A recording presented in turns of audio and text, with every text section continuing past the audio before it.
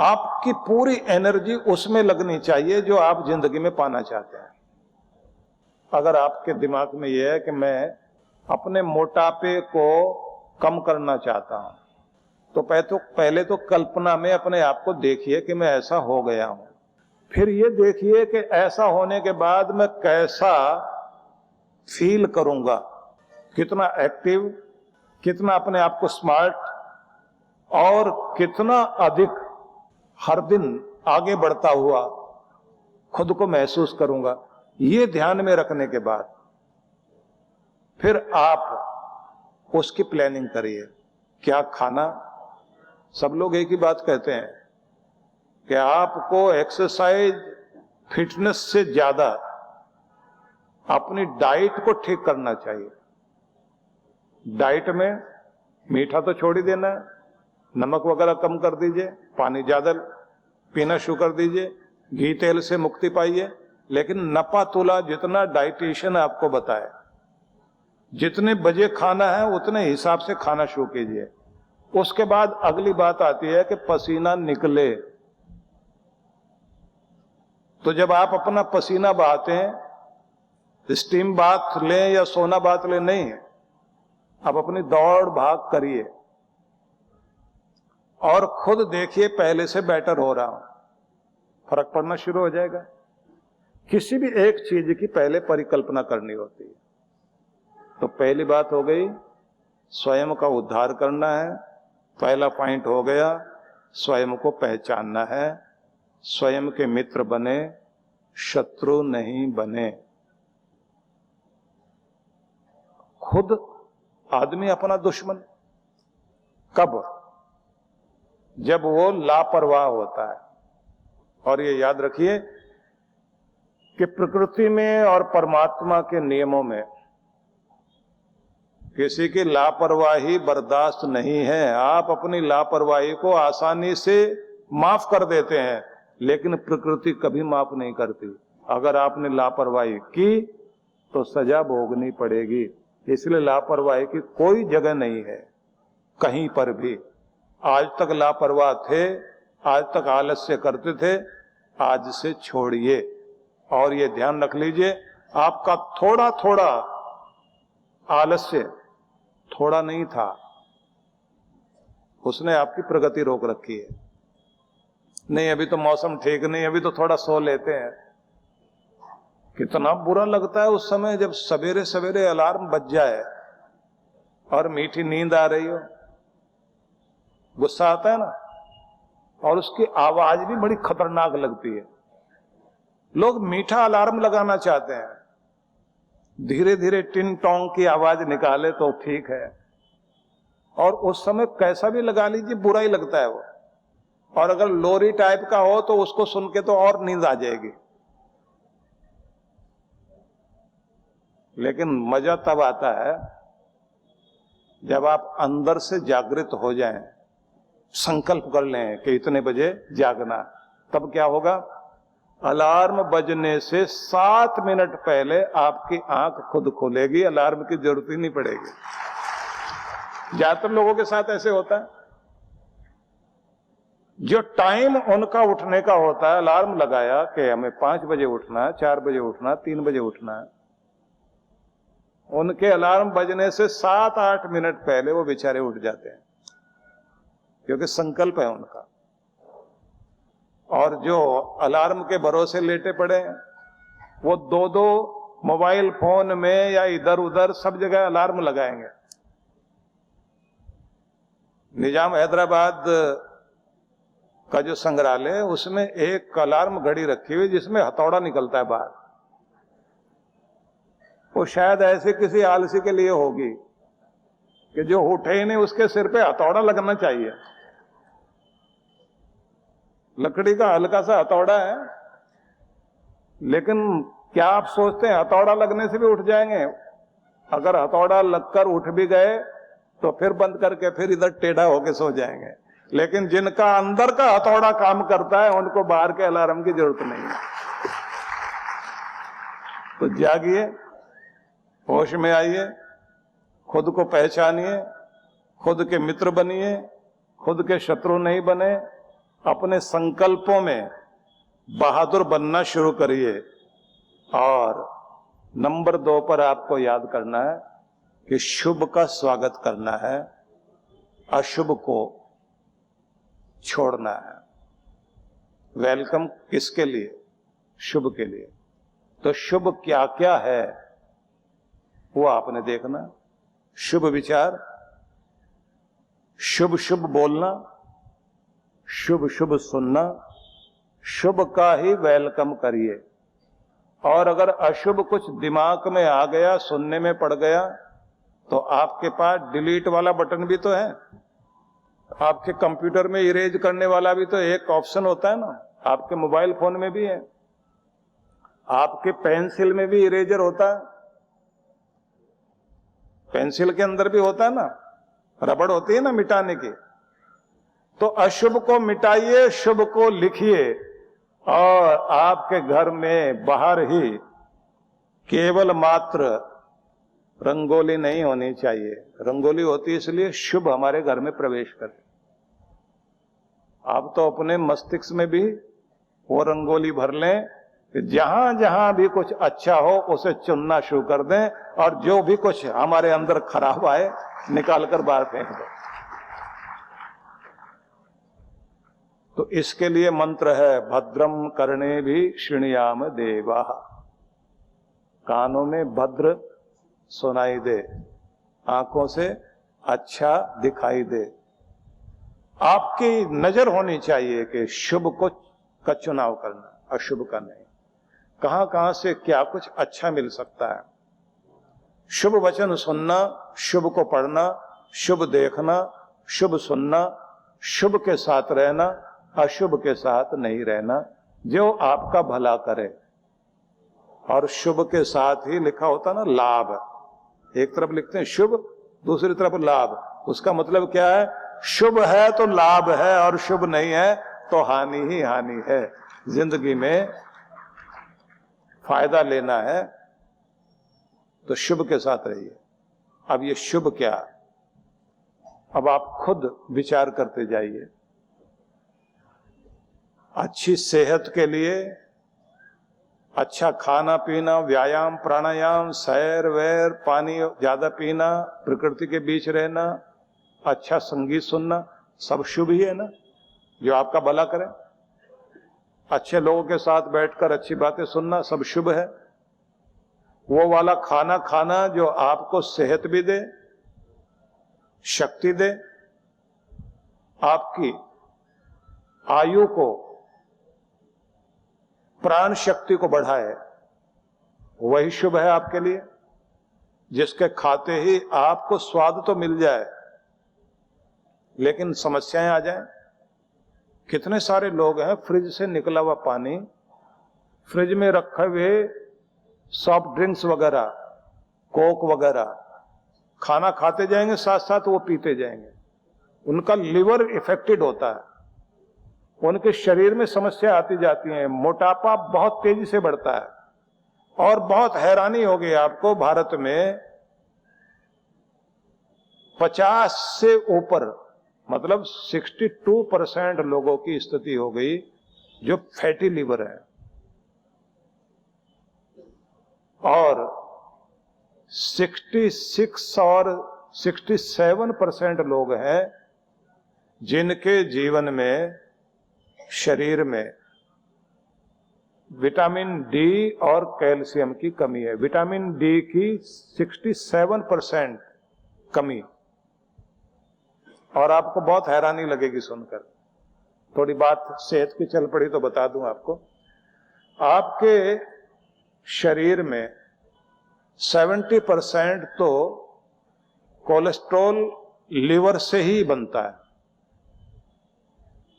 और कोलेस्ट्रॉल जो है वो आपके शरीर के लिए बहुत अच्छा होता है, बुरा नहीं है। ये 2 तरह का होता है, एक एलडीएल, एक एचडीएल। जो एचडीएल है वो बनकर शरीर में जाएगा और फिर जहां जहां जितनी जरूरत है वहां वो देकर फिर वापस लिवर में आ जाता है। एचडीएल। एलडीएल ऐसा है कि यहां से बना, शरीर में गया, जहां जहां गया वहां जाके जम गया। और ये मोम जैसा होता है, चिपक गया, जाकर जहां गया वहीं फैल गया, और यही प्रॉब्लम खड़ी करता है। अगर आपका लिवर ठीक रहता है, फैटी लिवर नहीं है, तो आपकी बहुत सारी समस्याएं ठीक होती हैं। 600 तरह के फंक्शन तो यही करता है, 600 तरह की चीजें यही करता है आपका लिवर। लेकिन जो लोग खाना खाते खाते निकाल रहे हैं फ्रिज से, वो भी एकदम ठंडा, और उसके बाद बर्फ डालेंगे और चिल्ड करेंगे उसको, आपके खाने का तरीका ही गड़बड़ है, तो समस्याएं आएंगी ना। तो पीने में, साथ में खाना खाते हुए पीने में लगता है वो चीज शुभ है, लेकिन शुभ तो नहीं है।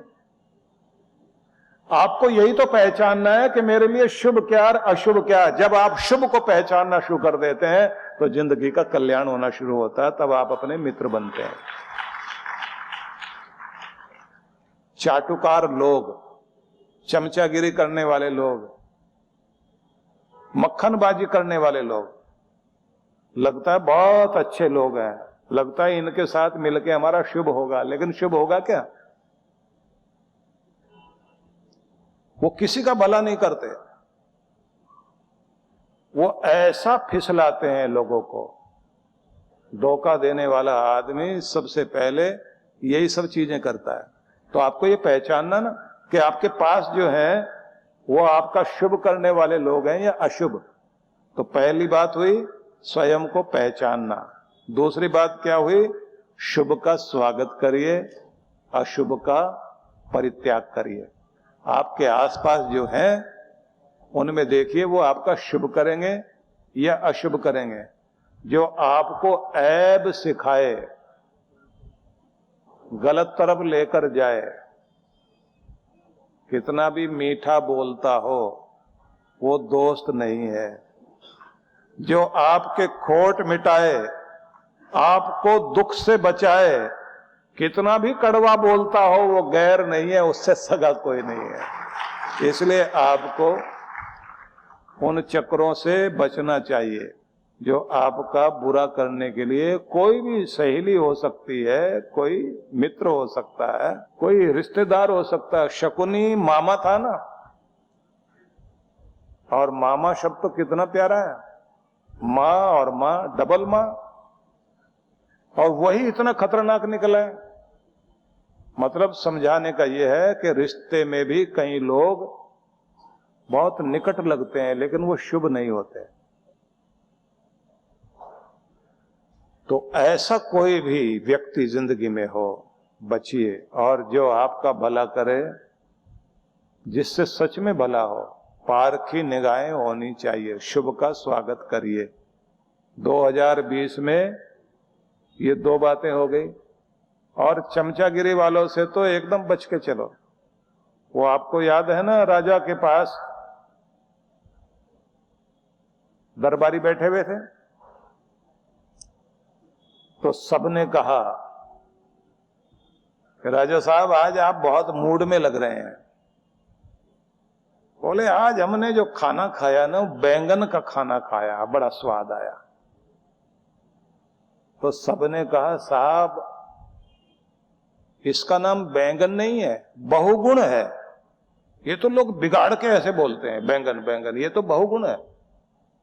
और जितनी भी सब्जियां हैं, किसी के भी सिर पर मुकुट नहीं है, सिर्फ एक बैंगन ही है जिसके सिर पे मुकुट लगा हुआ है। तो देखो तो सही कितनी बढ़िया चीज है। और राजा साहब क्या बात करेंगे आप, ये बेचारा बाहर से घनश्याम दिखाई देता है, अंदर से तो एकदम सफेद चांद जैसा ही दिखाई देता है। ऐसा कोई है? बाहर से भले ही काला दिखाई दे, अंदर से सफेद। दुनिया तो ऐसी है, बाहर से सफेद अंदर से काली। ये है बैंगन साहब, आप खा के आए तो कमाल हो गया। ये तो ऐसे गुण गाए कि राजा सुनकर बोले मैंने तो लगता आज अमृत खा लिया। उसने कहा रात को भी यही बनवा दो, तो रात में भी वही बैंगन खा लिया। सवेरे आया, पेट में दर्द, बुरा हाल। अब सब बोले क्या हुआ, और बोले वो बैंगन और खा लिया था। तो फिर दूसरे वाले आगे बोले साहब ये तो सब्जी ही बेगुण है, इसका नाम बैंगन नहीं बेगुण है। और भगवान ने तो इसको सजा देने के लिए इसके माथे पे कील ठोक रखी है। और इसे काट के देखो, ये बाहर से तो सुंदर लगता है, अंदर से इसमें जैसे कोड़ के निशान होते हैं ऐसा दिखाई देता है। उसने माथे पे हाथ मारा, बोले ये तुम लोग जो है कल क्या बता रहे थे, बहुगुण बता रहे थे, आज क्या बोल रहे हो? बोले साहब हम बैंगन के नौकर तो है नहीं, हम तो आपके नौकर हैं, आपका मूड देखकर बोलते हैं। आज आपका मूड ठीक नहीं है तो हमसे उसके बारे में सुन लीजिए, और कल आपका मूड बहुत अच्छा था तो हमने तारीफ कर दी, हमें क्या लेना देना बैंगन से। राजा बोला थाली के बैंगन हो भैया, बड़े लुढ़कते हो तुम तो। तब से कहानी चल पड़ी, थाली का बैंगन किधर भी नहीं। तो ऐसे लोग आपके लिए शुभ नहीं है। शुभ कौन है? भले ही खरा बोल दें, सुनने में कड़वा लग जाए, वो कड़वी दवाई होकर भी आपका भला कर जाए, बस वो है शुभ। तो शुभ का स्वागत करिए, तभी उद्धार होगा। परम पूज्य सद्गुरुदेव श्री सुधांशु जी महाराज एवं डॉक्टर अर्चिका दीदी जी के पावन सानिध्य में नव वर्ष का शुभारंभ नव प्रभात 2025 कार्यक्रम की रूपरेखा दिनांक 1 जनवरी 2025 नव प्रभात यज्ञ प्रातः 9 बजे।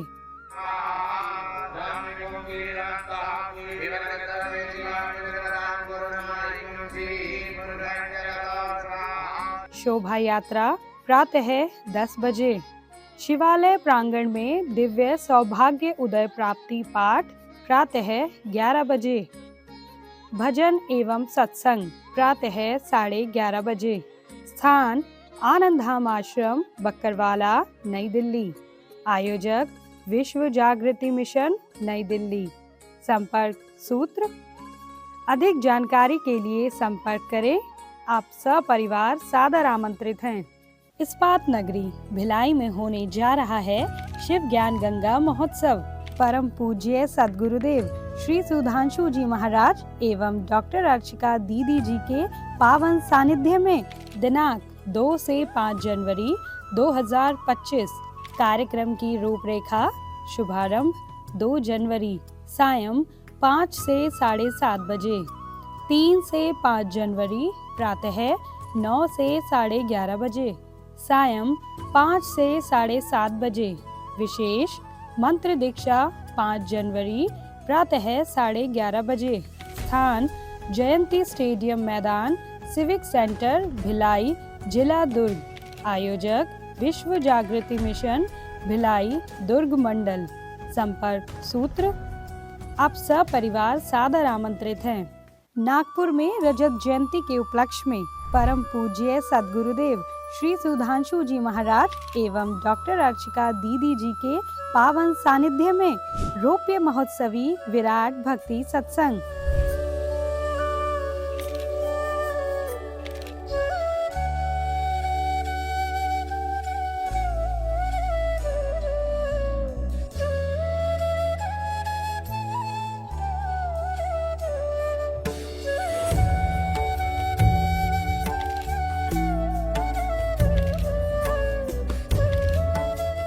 कार्यक्रम की रूपरेखा दिनांक 8 से 12 जनवरी 2025। शुभारंभ 8 जनवरी सायं 4:30 से 6:30 बजे। 9 से 12 जनवरी प्रातः 9:30 से 11:30 बजे। सायं 4:30 से 6:30 बजे। स्थान रेशम बाग मैदान नागपुर महाराष्ट्र। विशेष कार्यक्रम गुरु मंत्र दीक्षा 12 जनवरी रविवार प्रातः 11 बजे। आयोजक विश्व जागृति मिशन नागपुर मंडल। संपर्क सूत्र। आप सपरिवार सादर आमंत्रित हैं।